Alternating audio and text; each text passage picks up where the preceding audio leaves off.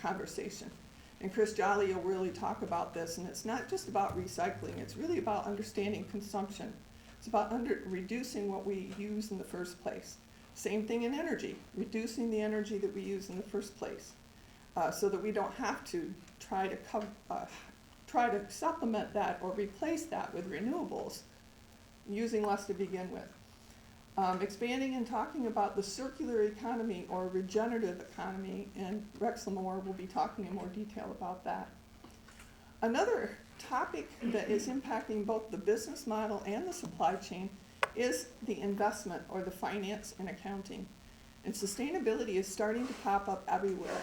Investors are starting to make investing in environment and social governance. Insurance are starting to look at risk in resiliency related to climate change. The bonding agencies are starting to look at abilities of local units of government to be able to respond to climate crisis as part of their bond rating. And even loan instruments are now being negotiated with sustainability metrics as their performance metrics. Our own Consumers Energy in Michigan was the first organization to do a $1.5 million bond line of credit based on sustainability metrics. And we're seeing that across the globe. So the capital and the money is starting to be involved, which will really start changing things even faster. And last but not least is really understanding the supply chain and looking at where have we come and where are we going.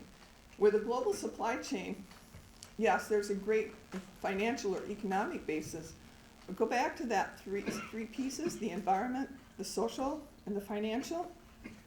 We've seen firsthand examples today of the impact a global supply chain can have, and the impact on the financial markets, impact on our social being, our healthcare systems.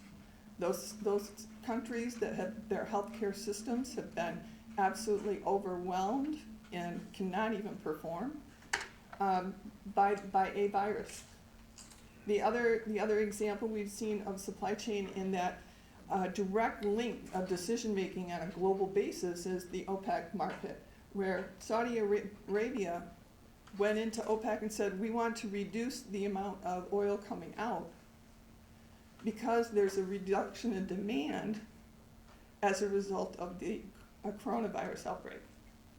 Well, not all the players wanted to do that, so Saudi Arabia, in response, said, okay, we're going to flood the market with oil.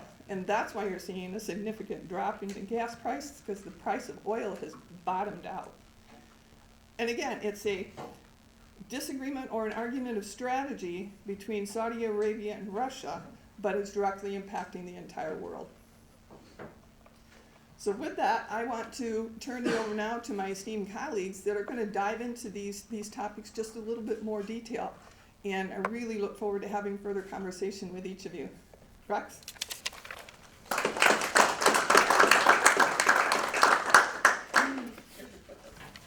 Thank you. Thank you, Ms. Butler. Mr. Jodlin, could I ask you to pass these out? I should have put these on the registration desk.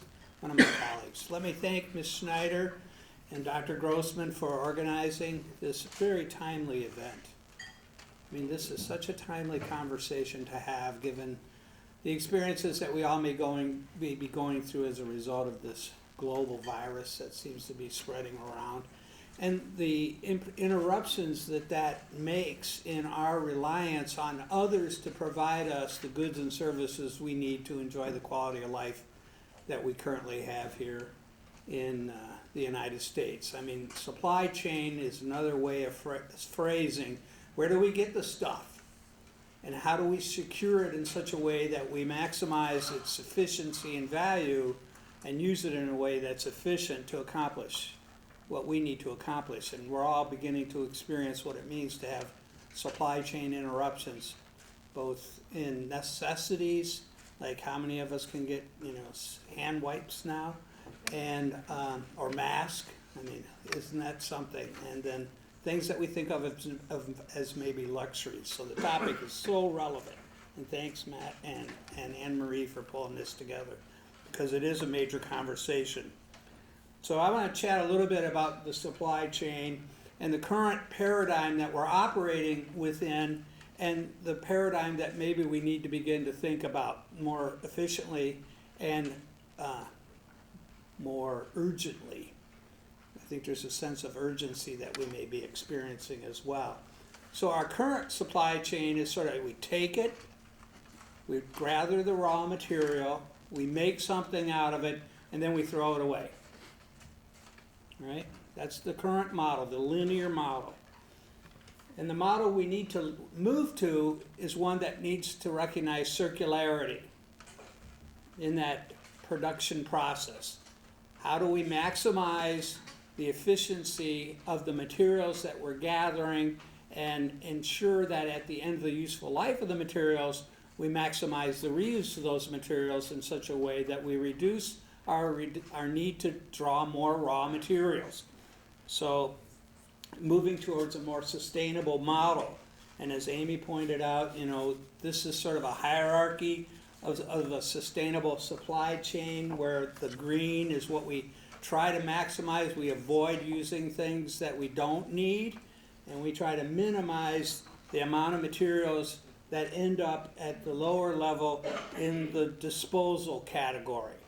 So let me just throw a couple numbers at you, and just to give you some framework in our current material consumption world, what we're looking at here. EPA estimated in 2010, so it's a little bit old, that we generate 7.6 billion tons of waste per year. 7.6 billion tons of waste. That's industrial waste. That's 20 times the household waste amount that we generate. On a per capita basis, we're the world leaders. So we get the gold star for being, I guess you might say, the best.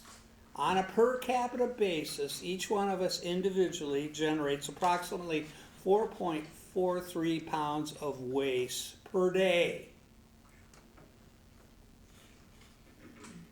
That's more than 50% of what the Europeans are generating. So the question you might ask yourself is, how much longer can we continue a consumption pattern like that? Especially if the rest of the world achieves a level of consumption that we currently enjoy or experience. Right? As the rest of the world's quality of life increases and they consume more, and we compete for raw materials and other resources, how likely are we going to be able to sustain that consumption pattern? And then also just keep in mind, we are a finite planet. There's only one Earth. At some point we need to think about, is there an end to this consumption?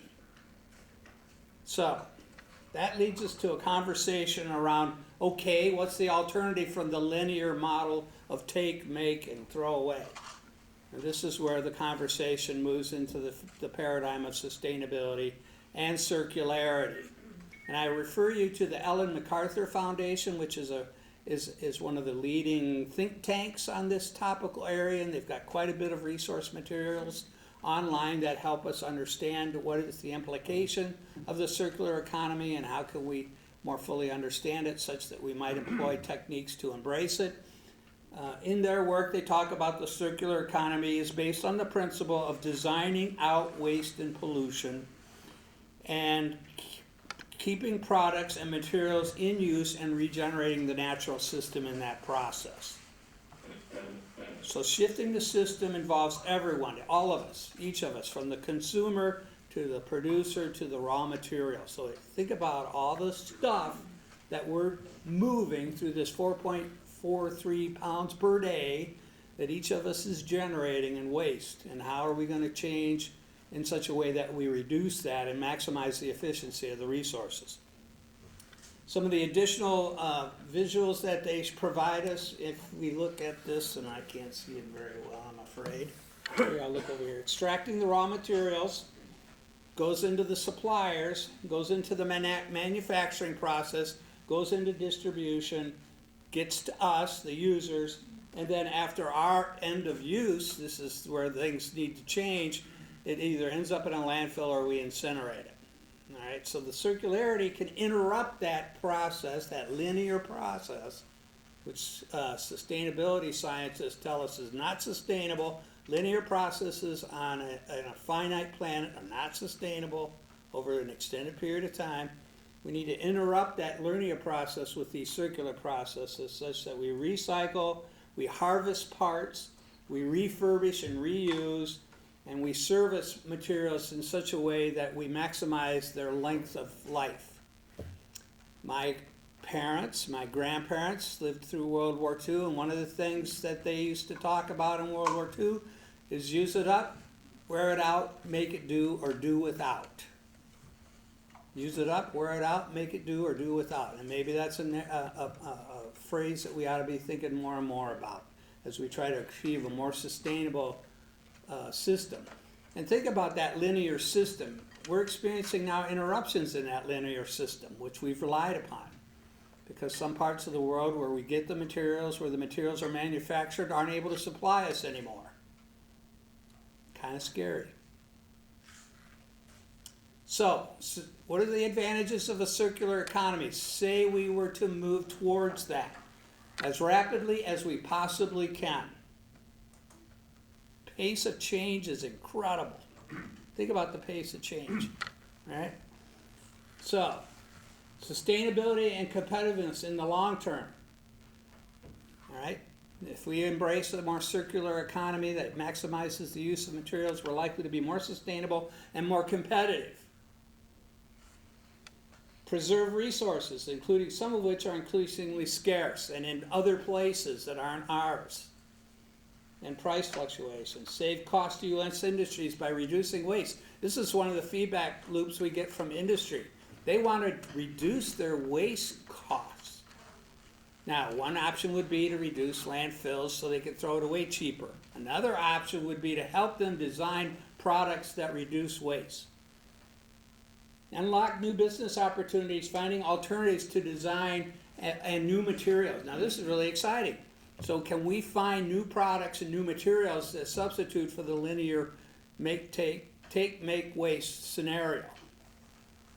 Build a new generation of innovative, resource-efficient businesses making and exporting clean products and services around the world, right? Because the rest of the world is buying into this paradigm. And they're asking, what is your supply chain? How recyclable and reusable are the materials in your products? So if we intend to sell products in Europe, where this is very